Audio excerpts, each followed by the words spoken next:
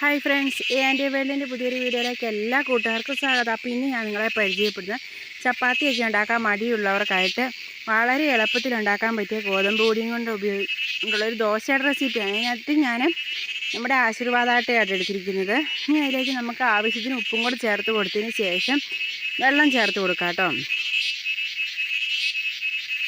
അപ്പോൾ ഇത് നമ്മളൊരു ദോശമാവിൻ്റെ ആ ഒരു പരുവത്തിൽ നമ്മളിത് കുഴച്ച് ആ ഒരു പരുവത്തിനെടുക്കണം കേട്ടോ. ഈ ഒരു രീതിയിൽ ഉണ്ടാക്കുവാണെങ്കിൽ നമ്മൾ നേരത്തെയൊക്കെ കലക്കി വെച്ചിട്ടാണെങ്കിൽ നമുക്കിപ്പോൾ ജോലിക്കൊക്കെ പോകേണ്ടവരാണെങ്കിൽ രാവിലെ ഇതേ ഒരു പരുവത്തിന് ഉണ്ടാക്കി വെച്ചിട്ട് പോവുകയാണെങ്കിൽ നമുക്ക് വൈകിട്ട് വരുമ്പോൾ ഇത് ഈസി ആയിട്ട് നമുക്കിത് ചുട്ടെടുക്കാവുന്നതാണ്. നല്ല ടേസ്റ്റിയും ആട്ടോ. അപ്പോൾ ഇത് ഞാനിത് അടച്ച് വെക്കുവാണ്. അപ്പോൾ ഞാൻ ഉച്ചയ്ക്കാണ് കലക്കി വെക്കുന്നത്. അതിന് ശേഷം ഞാൻ വൈകുന്നേരം എടുക്കുമ്പോഴത്തേക്ക് ഇതേപോലെ ചെറിയ ചെറിയ കുമിളയൊക്കെ വന്നിട്ടുണ്ട്. അപ്പോൾ ഈ ഒരു രീതിയിൽ നമ്മൾ ചുട്ടെടുക്കുമ്പോൾ എങ്ങനെയാ നമ്മുടെ മാവ് ഇച്ചിരി പൊങ്ങിയൊക്കെ ഇതായിട്ട് സെറ്റായിട്ടിരിക്കും. ഇനി ഇതിലേക്ക് ചേർത്ത് കൊടുക്കാനായിട്ട് ഞാൻ ശർക്കരയും തേങ്ങയും കൂടെ ചിരണ്ടി എടുത്തിട്ടുണ്ട് കേട്ടോ.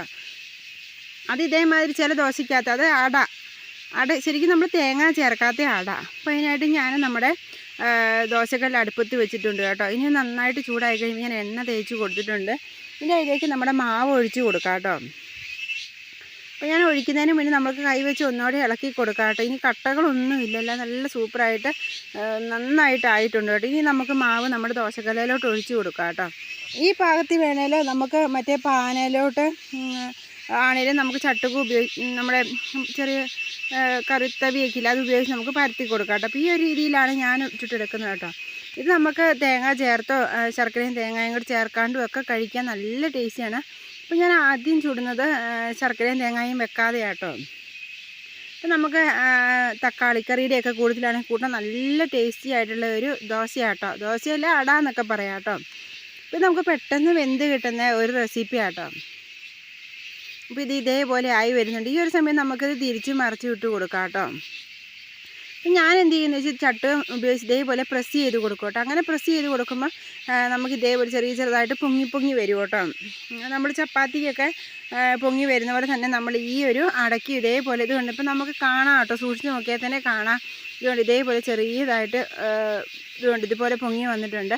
ഇനി തിരിച്ച് മറിച്ച് വിട്ട് കൊടുക്കാം. ഇത് നമുക്ക് അധികം എണ്ണയൊന്നും ഉപയോഗിക്കേണ്ട, തേങ്ങയും ചേർക്കാതെ വളരെ എളുപ്പത്തിൽ നമുക്കിത് ചുട്ടെടുക്കാം. കുട്ടികൾക്കൊക്കെ ആണെങ്കിൽ പോലും ഇതൊരു കറിയുടെ കൂട്ടത്തിൽ കൊടുക്കാനും അല്ലാണ്ട് കഴിക്കാനാണെങ്കിലും കുട്ടികൾക്കൊക്കെ ഒരുപാട് ഇഷ്ടമാണെന്നാണ്. അപ്പോൾ അത് ഞാൻ മാറ്റി വെച്ചു കേട്ടോ. അടുത്തത് ഞാൻ തേങ്ങയും ശർക്കരയും അതിൻ്റെ ഉള്ളിൽ ഫില്ല് ചെയ്യാനായിട്ട് വെച്ചിട്ടുണ്ട്. അപ്പോൾ ഇത് ഇതേപോലെ തിരിച്ച് മറിച്ച് വിട്ടെടുക്കാം. അപ്പോൾ ഒത്തിരി തിരക്കൊക്കെ ഉള്ള സമയത്താണ് നമുക്ക് ഇതേപോലെ ദോശ ഉണ്ടാക്കിയെടുക്കാം. അതായത് ഒരുപാട് സമയമൊന്നും വേണ്ട. അപ്പോൾ ഇതേപോലെ ഞാൻ തേങ്ങ ചേർത്ത് കൊടുത്തിട്ടുണ്ട് കേട്ടോ. എനിക്കിത് തേങ്ങ ചേർത്ത് കഴിക്കാനും അല്ലാണ്ട് കഴിക്കാനായിട്ട് എനിക്ക് ഒരുപാട് ഇഷ്ടമാണ്. നമുക്ക് ചപ്പാത്തിയൊക്കെ ഉണ്ടാക്കാൻ മടിയുള്ള സമയത്ത് ഞാൻ ഈ ഒരു രീതിയിലാട്ടോ അടയായിട്ട്, അല്ല അട എന്ന് പറയാല്ല ദോശ എന്ന് പറയാം കേട്ടോ. നമ്മുടെ ഗോതമ്പ് പൊടി ഉപയോഗിച്ച് നല്ല സിമ്പിളായിട്ട് നമുക്ക് തയ്യാറാക്കി എടുക്കാൻ പറ്റുന്ന ഒരു റെസിപ്പിയാണ്. അപ്പോൾ അടുത്തത് ഇതേപോലെ നമുക്ക് തിരിച്ച് മറിച്ച് വിട്ട് കൊടുക്കാം കേട്ടോ. ഒരുപാട് കനത്തി പരത്തരുത്. പരത്തുമ്പോൾ എപ്പോഴും കട്ടി കുറച്ച് നമ്മൾ പരത്തിയെടുക്കണം. എന്നാലും നമുക്കത് നമ്മൾ ഉദ്ദേശിക്കുന്ന ആ ഒരു ടേസ്റ്റും ആ ഒരു ഇതൊക്കെ നമുക്ക് കിട്ടുള്ളൂ കേട്ടോ. അപ്പോൾ അടുത്തത് ഇതേപോലെ ഞാൻ ശർക്കരയൊക്കെ വെച്ച് എടുത്തിട്ടുണ്ട്. ഇപ്പോൾ ഇവിടെ നല്ലതായിട്ട് ചീവീടിൻ്റെ ശബ്ദമുണ്ട് കേട്ടോ. കാരണം മഴക്കാരൊക്കെ കയറി നിൽക്കുന്നതാണ് കൊണ്ട്. അപ്പോൾ ഇത് ഞാനിതെല്ലാം റെഡിയാക്കി എടുത്തിട്ടുണ്ട് കേട്ടോ. ഇത് നമ്മൾ ശർക്കര വെക്കാതെ ഉണ്ടാക്കിയതാട്ടോ. ഇത് നമുക്ക് ആദ്യം ഒന്ന് ടേസ്റ്റ് ചെയ്ത് നോക്കാം.